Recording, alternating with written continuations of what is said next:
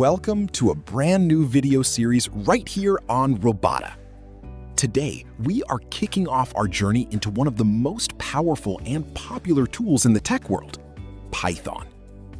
But before we write our very first line of code, let's step back.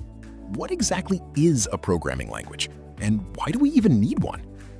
Let's drop the programming part for a second. Think about human languages. English, Japanese, French. We use them to communicate. But for that communication to work, both people need to understand the same language. The exact same rule applies to computers. But if you look deep inside a computer's brain, it doesn't speak English.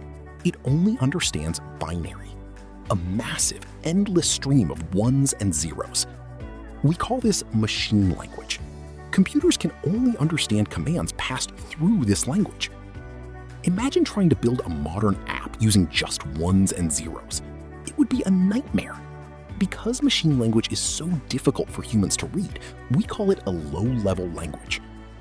As a stepping stone, developers created middle-level languages, like assembly, which mixed English words with numbers, but they were still incredibly complex and slow to write. The ultimate solution? High-level languages. This is where Python, Java, C++, and C# come in. These languages use predefined English-like words and symbols, which we call the syntax of the language. This makes it infinitely easier for us to write complex programs quickly.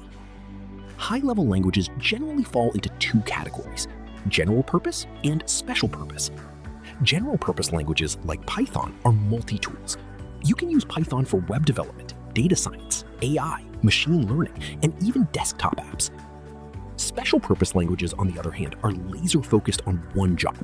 For example, Solidity is built specifically for blockchain apps, and Swift is heavily optimized just for Apple iOS development. So here is the big question.